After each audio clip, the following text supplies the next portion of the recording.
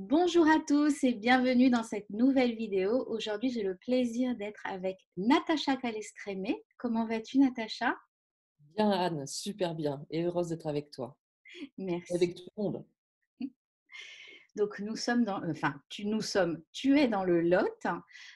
Tu es auteure, réalisatrice, journaliste et notamment, tu as créé le programme Les Chemins de la Santé sur l'INRES. On en parlera un petit peu tout à l'heure.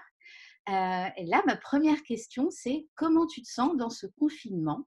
Alors, je fais partie, on va dire, des personnes pour qui le confinement ne change pas fondamentalement des choses parce qu'en tant qu'écrivain, j'ai beaucoup, beaucoup de temps toute seule où je suis derrière mon ordinateur et j'écris. Donc, et dans ce cas-là, quand je suis en phase d'écriture, je sors pas beaucoup, je suis un peu en mode ours des cavernes et donc je connais. Je connais ça, et ça, du coup, ça ne me pèse pas. La difficulté, je dirais, c'est que comme tu le sais, j'ai sorti La clé de votre énergie au mois de janvier, que j'étais en pleine promotion, donc pas en phase d'écriture, que j'avais des conférences et des ateliers partout en France et que j'ai dû tout annuler. Donc ça, c'est dur. Ça, c'est très dur d'être coupé en plein vol. Ouais. Maintenant, et ça, c'est important pour celles et ceux qui nous écoutent, il se cache un cadeau dans chaque épreuve. Donc, c'est important de voir, de chercher le cadeau qui se cache dans cette épreuve du confinement. Et Mm. là, alors j'avais absolument pas prévu d'écrire, mais du coup, j'ai réfléchi au sujet du prochain livre et je D'accord. suis en train de développer, de travailler sur cette question-là. Donc, bon, ben voilà, ce n'est pas prévu, mais je prends ça comme une opportunité. Ah. Et est-ce que le fait d'avoir annulé toutes ces conférences et cette promotion, est-ce que ça t'a mis en difficulté financière? Ah oui, bah oui, parce qu'effectivement, les conférences et surtout les ateliers, pour moi, c'est un moyen de gagner ma vie. Alors, ce que j'ai fait, c'est que je propose depuis cette semaine des ateliers en tout petit comité.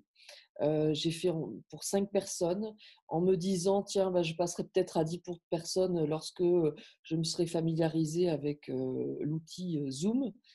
Et puis, après l'expérience là, je pense que je vais rester sur 5 personnes parce que on est en tout petit comité, on est donc 6, chacun a la parole, on a du temps, on peut, parler, évoquer, faire des choses, poser toutes les questions. C'est super confortable. Alors, je pense que je vais rester sur cette formule. Et puis, il y a aussi une autre chose, c'est que j'avais pas fait jusqu'à présent, c'est que je propose des accompagnements en vrai, en réalité. Et donc, j'ai proposé des accompagnements pour des personnes une par une. Et c'est super. J'adore, c'est quelque chose qui est génial parce que on peut même faire les protocoles à distance. Euh, et vraiment, c'est top. Là, j'ai fait faire un protocole. Enfin, j'ai eu un accompagnement il y a 2 jours là, d'une dame et qui était en grosse difficulté avec sa mère, qui a été très pervers narcissique, très, très manipulatrice. Et on a fait, je l'ai écouté, j'ai listé l'ensemble des protocoles que je lui recommandais de faire pour se libérer, notamment sur le plan émotionnel, des héritages de notre famille, des fardeaux émotionnels qui ne nous appartiennent pas. Et puis, on a mis en pratique le protocole de recouvrement d'âme, puisque quand on subit un choc, une violence ou un harcèlement, il y a une partie de notre énergie, une partie de notre âme qui s'en va pour nous éviter de souffrir. Et donc, on l'a fait. Elle m'a envoyé un petit mail juste après en me disant c'est incroyable parce que ma mère qui m'appelle une fois pour mon anniversaire, une fois pour Noël, hier soir, après le protocole, m'a passé un coup de fil pour me souhaiter bonne nuit. Elle me dit je n'en revenais pas. Donc, elle me dit ça va peut-être vous paraître ridicule, mais pour moi, c'était impressionnant qu'elle m'appelle juste pour me souhaiter bonne nuit et savoir si j'allais bien. Mmh. Donc, c'est très gratifiant de voir qu'il y a des choses qui se passent comme ça. Il y a un autre exemple, quand je disais tout à l'heure, chaque épreuve se cache un cadeau. Il y a une dame qui prend contact avec moi. Elle habite, elle est italienne, elle habite près de Paris.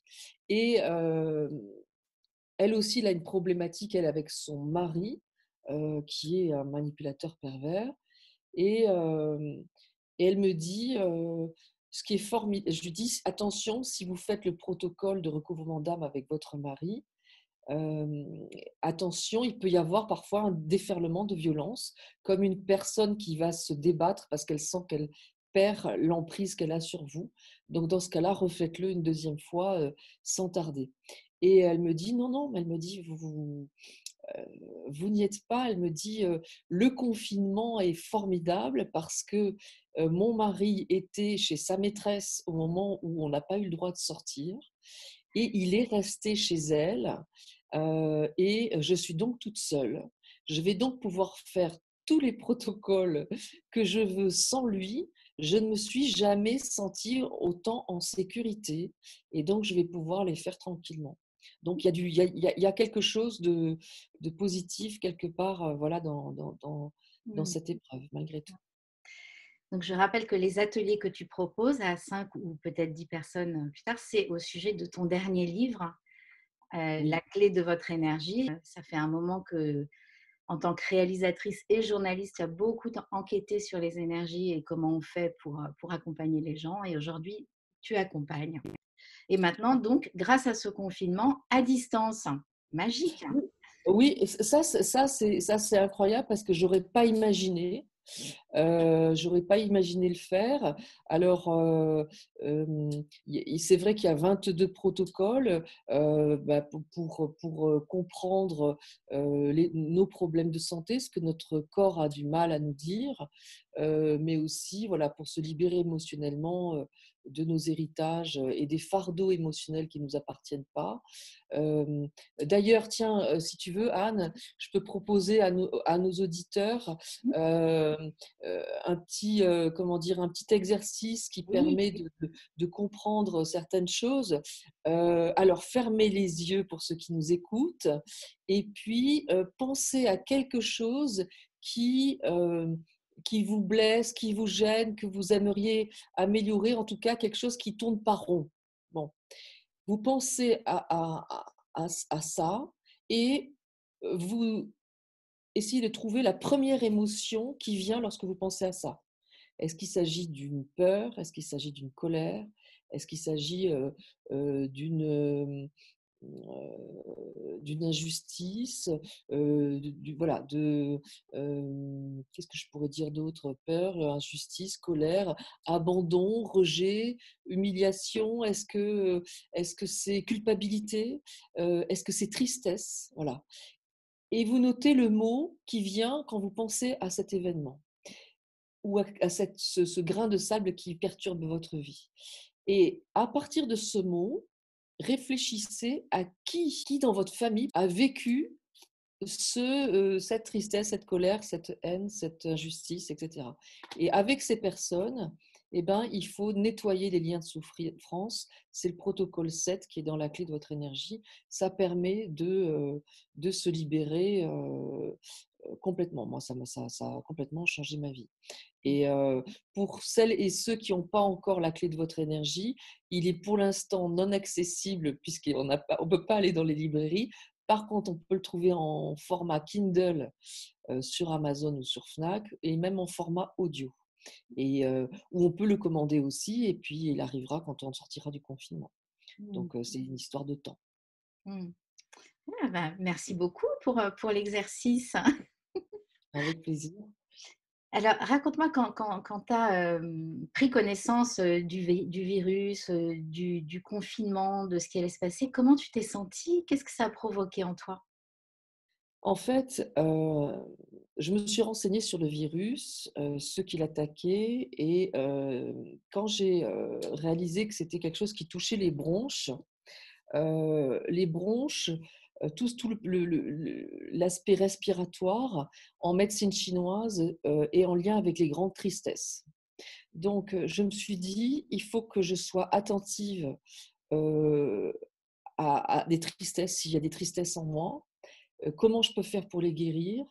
Et j'ai pensé à mes proches, et notamment à nos aînés, et à toutes les personnes qui pouvaient être tristes, et comment faire pour leur venir en aide de telle manière à ce que de la joie s'insinue en eux plus que cette tristesse. Et à cause de cette tristesse, on peut être plus vulnérable face au virus.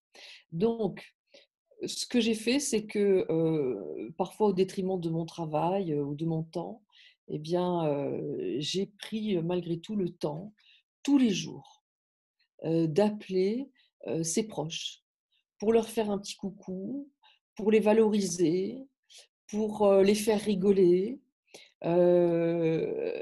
trouver quelque chose de cocasse dans ma vie, dans leur vie, et leur dire: «Oh là là, regarde comme c'est drôle». Et puis, voilà, j'ai proposé une bataille navale à quelqu'un qui était tout seul. Voilà, comme un rendez-vous un peu sympathique pour faire venir cette joie.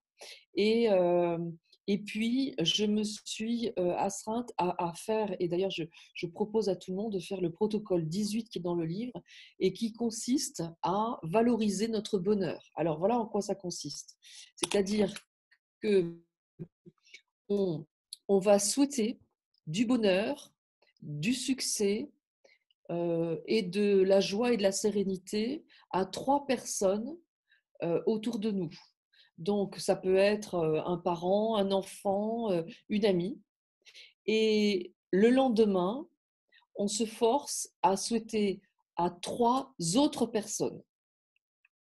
Donc, un cousin, une voisine, voilà. Et en faisant cet exercice tous les jours, au bout d'un moment, on arrive à des personnes qu'on n'aime pas forcément. Et envoyer du bonheur, de la réussite, du succès et de la sérénité à quelqu'un qu'on n'aime pas vraiment ou qui nous a fait du mal, eh bien, il y a quelque chose en nous qui se passe qui est juste formidable. Et ça se base sur ce principe dont je parle dans le livre, c'est-à-dire qu'en fait, non, voilà, c'est comme ça. La vie, c'est un peu ça, c'est-à-dire que tout ce qu'on envoie comme bonheur est amplifié par l'univers et ça nous revient 3 fois. Donc, si j'envoie des mauvaises pensées, l'univers l'amplifie et on pense 3 fois mal de moi. Et si je pense à du bonheur aux personnes, l'univers l'amplifie et il y a 3 fois du bonheur qui me revient. Donc, en fait, voilà, si on veut se libérer de nos tristesses, c'est important de tous les jours penser à 3 personnes différentes et leur envoyer du bonheur, de la joie. Et comme ça nous revient. Voilà, ça, c'est un antidote contre le virus. Merci beaucoup. Mmh. Donc, on est en pleine période de transformation. Comment tu imagines que ça va se passer dans quelques mois? Alors, j'espère qu'avec les beaux jours, avec le printemps, avec cette énergie printanière, les choses vont se stabiliser, euh, les choses vont s'apaiser et, euh, et j'espère que toutes les personnes qui auront vécu des choses terribles parce qu'elles auront peut-être perdu leur travail, perdu un proche, euh, verront l'occasion de réinventer leur vie, de faire hommage aux personnes qui sont parties en disant qu'est-ce que je pourrais faire pour lui rendre hommage, pour la rendre ou le rendre fier. Et j'espère sur le plan politique, économique, qu'on tiendra compte de ces journées de confinement. Moi, ce qui me fait vraiment plaisir quelque part, c'est je me dis qu'en France, l'humain est passé avant l'économique. c'est la première fois. Il y a pas d'équivalent. C'est la première fois que l'homme, on a préféré, préserver l'homme plutôt que l'économie. Alors je ne sais pas ce que ça va donner sur l'économique et c'est flippant, Ouais. mais avec cette belle intention, je me dis que tous les espoirs sont permis d'imaginer qu'il y aura peut-être un peu de mieux, un Mmh. peu de voilà, quelque chose de mieux qu'avant, je l'espère, fondamentalement Mmh. et en tout cas, tu vois, Anne, c'est vrai que quand j'ai dû annuler toutes mes conférences et mes ateliers, je me suis dit: «Bon, waouh, mars zéro, avril zéro, OK, mai peut-être zéro. Bon, bah, je vais proposer des ateliers en visioconférence. D'ailleurs, ceux que ça intéresse, vous pouvez aller sur mon site www.natachacalestrémé sans accent.fr, natachacalestrémé.fr sans accent et tout attaché. Voilà. Je mets les ateliers au fur et à mesure. Et donc, du coup, je me suis dit, tiens, vite, vite, vite, je pourrais proposer des ateliers en visioconférence. Et en fait, je me suis dit, dans Covid, il y a vide. Et ce vide-là, il va falloir que je l'accueille. Parce qu'il y a peut-être quelque chose à comprendre dans ma vie. Et si je fonce tête baissée dans le boulot, ben, je ne le comprendrai pas. Et dans Covid, il y a aussi comme cohésion, comme complicité, comme compagnie. Et je me suis dit, voilà, donne-toi du temps. Et je me suis tournée vers les autres. J'ai beaucoup appelé mes proches, les amis, la famille, des gens avec qui j'ai pas parlé depuis longtemps, euh, pour que justement il y ait cette cohésion, cette complicité et ce vide. Et mon premier atelier, je l'ai donné hier. Mon deuxième atelier, je le donne demain. Le troisième, je donne vendredi. Or, ça fait 3 semaines qu'on est confinés. J'ai Ouais. pris le temps, Mmh. sans me stresser, de faire le vide en moi et d'accueillir ce vide, d'accueillir cette différence sans vouloir boucher tous les trous Mmh. de mon inactivité. Mmh. Heu, voilà, certains vont méditer, certains moi je médite pas, mais j'ai, heu, j'ai pris le temps de rien faire. J'ai fait du pain pour la première fois de ma vie. C'était génial. J'ai fait 2 baguettes, c'était extraordinaire. Voilà. OK. Bah, et merci pour les bons conseils pour les personnes qui ont perdu, un proche. C'est quelque chose que toi-même tu as vécu et que tu as mis, entre guillemets «à profit» avec cet ami que tu as perdu et la naissance de ce livre et qui a aussi changé ta vie, «Les blessures du silence». Absolument. Donc entre guillemets, c'était le cadeau en fait. En tout cas, lui rendre hommage par là et ça a rendu service à tellement de personnes. Complètement et je continue, tu vois, ça m'émeut, ce que tu dis, Anne, parce que je continue à recevoir des messages tous les jours, de personnes qui me disent: «J'ai lu Les blessures du silence, j'ai compris que ce que je vivais était terrible». Cette dame justement, à qui j'ai fait l'accompagnement, elle a lu Les blessures du silence et en le lisant, comme c'est un roman, ça donne du recul sur les choses et elle a pris conscience que ce qu'elle vivait n'était pas normal Mmh. et hem et donc elle m'a dit: «J'ai commencé à entrevoir le début de la guérison de mon âme». C'est-à-dire que à partir du moment où on comprend que on a vécu ou ce qu'on vit n'est pas normal, c'est le début de la guérison. On va chercher les solutions. Mmh. Il y en a plein. J'en propose dans le livre, dans Les blessures du silence, j'en propose aussi dans La clé de votre énergie, mais il y en a d'autres. Heu, la seule option est de fuir face à la manipulation perverse. Ouais. Mais parfois, c'est juste, j'ai eu quelqu'un comme ça, heu, une maman qui était pas, du tout perverse, hem ni manipulatrice, quoique c'était un peu malgré elle. C'est-à-dire qu'en fait, cette maman avait vécu un viol.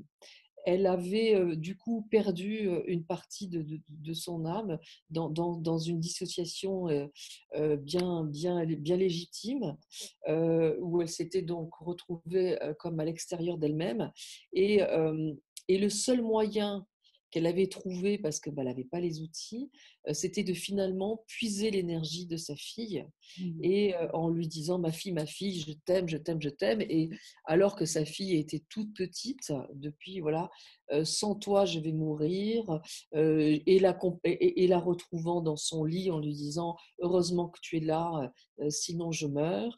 Et quelque part, c'est une forme d'emprise, c'est-à-dire qu'elle se nourrit de l'énergie de sa fille, malgré elle, c'est-à-dire elle ne s'en rend pas compte. On ne peut pas dire que ce soit une manipulatrice d'une certaine manière, on ne peut pas dire que ce soit quelque chose de pervers, mais il y a une emprise et il y a quelqu'un qui puise de l'énergie. Et en lisant Les blessures du silence, cette dame m'a dit: «J'ai compris que ma mère avait, fait des choses qui n'étaient pas normales et en tout cas et dont il fallait que je me libère» et Mmh. ça, c'est extraordinaire. Ouais, ouais, ouais. Mmh. Non, vraiment bravo. J'encourage la lecture, de ce livre et puis, du dernier. Moi, les autres aussi, mais je les connais moins. Eh ben, chacun a sa pierre à l'édifice. Ouais. Le voile des apparences, c'est quand j'ai perdu ma sœur, ma petite sœur. Voilà, donc c'était pour moi le permettre. J'ai dépassé ce deuil qui a été terrible avant de perdre mon ami ensuite. Et ce livre est autour de la communication avec l'au-delà, autour d'un roman et d'une intrigue comme d'habitude. Les racines du sang, c'est plus autour donc de ces liens transgénérationnels, ces fardeaux émotionnels, les racines du sang, les liens du sang. Mon héros, qui est toujours le même, Johan Clivel, revient et se libère de fardeaux émotionnels de son père. Donc j'explique comment faire. Donc ce sont des romans, mais un peu thérapeutique, on va dire, mais des romans, des polars, avec une vraie enquête, puisque j'ai mes entrées à la crime et j'aime bien reposer des choses, comment dire, tangibles. D'ailleurs, j'avais fait un jeu, quand Le voile des apparences était sorti, j'avais dit, alors, trouver l'arme du crime, du voile des apparences, et à l'époque, j'avais dit, et vous gagnerez le livre. C'était avant qu'il sorte, bien entendu. Et j'avais donné un indice, c'était on en a tous chez soi. Personne n'a trouvé, je précise, deuxième indice, que ce n'est bien évidemment pas un couteau, quelque chose, ça fait mort naturelle. On ne dirait pas que c'est quelqu'un qui a été assassiné. D'ailleurs, dans le voile des apparences, il n'y a pas une goutte de sang qui est versée. Voilà, et ça repose sur une affaire réelle. Un des patrons de la Gaumont a été assassiné de cette manière-là.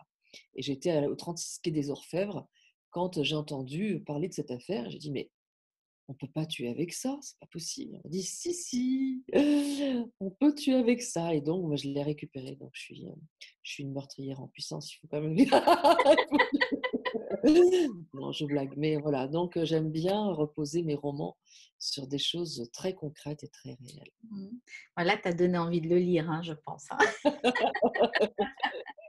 Je voulais parler des chemins de la santé, mais juste avant, je voudrais venir sur peut-être un conseil d'écriture, parce que bah, justement, toi, tu as écrit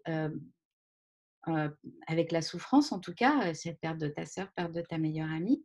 Dans les gens qui sont confinés, là, aujourd'hui, qui sont en stress, qui n'ont jamais écrit, est-ce que on pourrait leur dire d'écrire au-delà des soins qu'ils pourraient faire énergétiques? Qu'est-ce que ça Oui, peut apporter d'écrire? alors, Quel est leur, alors, il y a 2 choses dans ta question. Effectivement, s'il s'agit, comme tu le dis, d'une écriture, pour se libérer, bah, à fond, allez-y, écrivez, prenez ce temps pour écrire, toutes les choses que les gens vous ont faites et cetera et dans ce cas-là, une fois que vous l'avez fait, eh bien, vous le brûlez et vous le jetez au vent et vous confiez au vent le fait de dire: «Emmène loin toute cette émotion négative».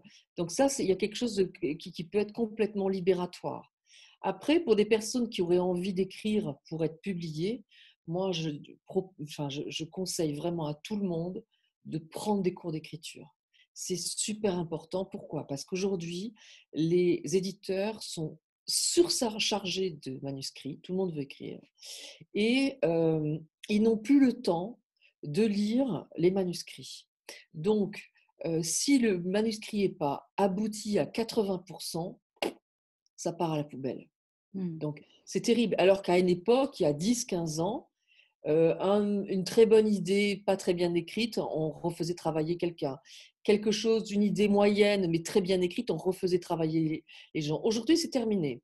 Et donc du coup, ben, voilà. Et retravailler quelque chose une fois qu'on a déjà couché sur le papier des choses, c'est extrêmement difficile. Donc, l'écriture, moi, je donne des cours de scénario à l'école du cinéma. Je ne donne pas de cours d'écriture. Je le précise tout de suite, ne m'envoyez pas message. Est-ce que vous pouvez... Je ne donne pas de cours d'écriture. Je n'ai pas le temps. Peut-être un jour, mais je n'ai pas le temps aujourd'hui. Euh, En tout cas, l'écriture répond à des règles simples, mais qui sont, comment dire, voilà, une routine, un événement déclencheur avec un objectif, une mission. Donc, même une histoire personnelle, un récit ne se raconte pas de manière linéaire. Mmh. Il faut un événement déclencheur qui est tout de suite. Mmh. Tata, il s'est passé ça. Nanana, ma vie a changé, je raconte derrière. Voilà. Mais il y a des règles. Et puis, un héros, que ce soit vous dans votre récit ou quelqu'un qui, comment dire, un roman, si vous voulez écrire un roman, un héros est celui qui va vivre le plus de conflits. Et un conflit, c'est quoi? C'est quelque chose qui vient contrarier un objectif qui est posé à partir de l'événement déclencheur.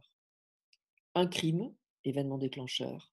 Mon héros, Johan Clevel, veut le résoudre. Il va y avoir des conflits internes. Je suis amoureux, peut-être je ne peux pas arriver, ou peut-être mon supérieur ne veut pas que je résolve telle chose, etc. Conflit externe, ben, le criminel, il n'a pas envie que je découvre. Voilà. Et les indices, c'est aussi des conflits. Voilà. Donc, il y a des règles et il faut les connaître. Mmh. Prenez des cours en groupe, c'est moins cher. En tapant sur Internet, cours d'écriture, on apprend très bien des erreurs des autres. Donc, c'est génial de faire des cours d'écriture à plusieurs. 10 cours, 10 leçons. Pas besoin d'en faire pendant une année.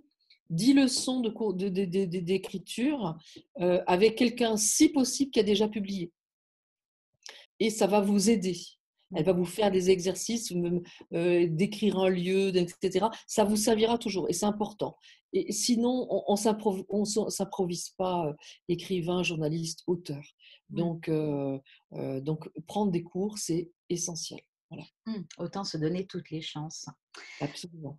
Ça m'amène à une réflexion. En fait, je me souviens quand internet a explosé, on a commencé à dire, «C'est la mort de l'écriture. Il y aura plus de livres et les gens vont moins écrire, les jeunes vont moins écrire et tout» et en fait, c'est totalement l'inverse qui se passe puisqu'il y a énormément de personnes maintenant qui écrivent de plus en plus. C'est quand même une bonne nouvelle. Complètement. Et puis, bah, il faut laisser le monde se réinventer, les jeunes réinventer le monde. Moi, je suis fondamentalement optimiste et, euh, et voilà. Et je me dis que il faut réinventer le monde. Et ce qui se passe aujourd'hui doit nous permettre de, voilà, de recréer du lien, de réinventer notre réalité, notre façon de voir les choses, de se poser, de se dire ça, je ne veux plus jamais le faire. Ça, j'ai très envie de le faire et se donner le moyen de y arriver. Mmh. Beh, écoute, merci beaucoup. Quelques mots sur les chemins de la santé à l'INRES l'INRES donc c'est une chaîne hein, Il su reste télé, voilà, ouais, il reste point télé. INRES.tv, c'est une chaîne, bah, que je vous conseille. Il y a beaucoup de documentaires et donc il y a ce programme-là. Est-ce que tu peux nous en parler et dire, bah, comment ça fonctionne? C'est un petit abonnement? Voilà. Donc, c'est un abonnement mensuel. Il y a la possibilité de s'abonner à la revue Inexploré Magazine. ou uniquement à INRES Télé. Alors, c'est pas moi qui m'en occupe ni rien du tout. Donc, j'avoue, j'ai même pas les tarifs en tête, mais il me semble que c'est 7 ou 9 euros, je sais plus, mensuels. Et vous avez accès à tous les films qui ont été faits, les documentaires qui ont été faits par les différentes équipes de l'INRES. Et j'ai moi-même proposé 7 films donc documentaires sur les chemins de la santé, comment retrouver le sommeil, comment déstresser, comment perdre du poids, comment nettoyer énergétiquement son lieu de vie.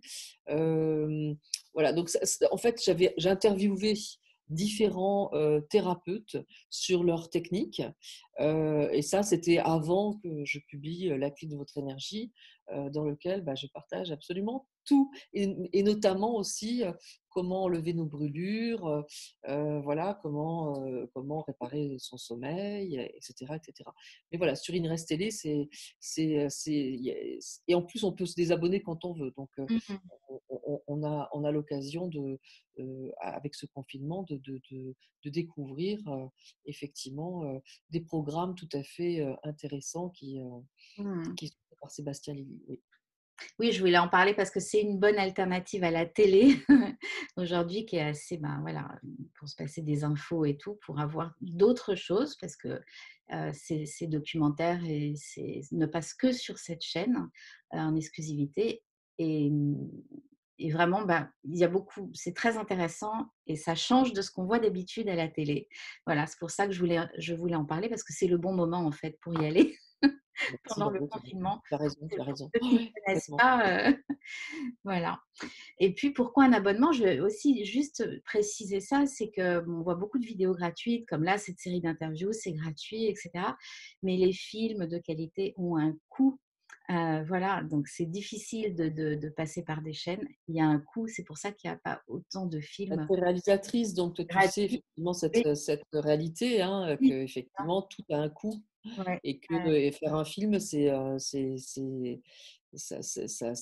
a un coût. Il faut faire venir les gens, faut ouais, ouais, louer un endroit, faut payer les cadreurs, les monteurs. Donc, oui, voilà. oui, tout à fait. Et en tout cas, proposer tous ces programmes sur Inrest TV à un tout petit tarif, parce que je crois que de mémoire, c'est 6 ou 7 euros par mois. Voilà, c'est assez exceptionnel. Et je trouve que dans ce temps, comme tu disais, il y a le vide et il y a le co, ben, c'est aussi collectif en fait.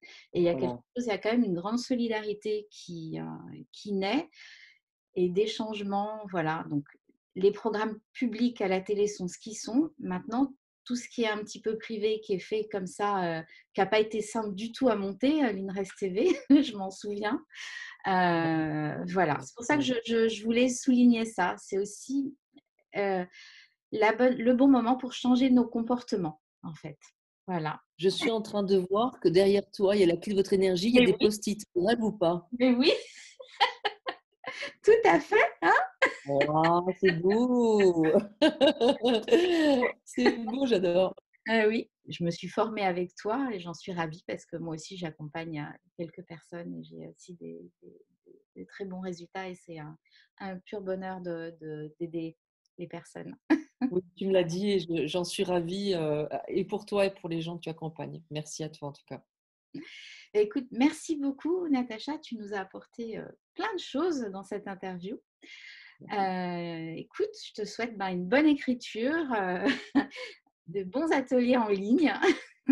Merci Anne, merci pour ton invitation et pour ton professionnalisme. Et puis la bise à tous je vous souhaite le meilleur et prenez soin de vous. Mm. Prenez soin de vous et on se retrouve dans une prochaine vidéo. À bientôt.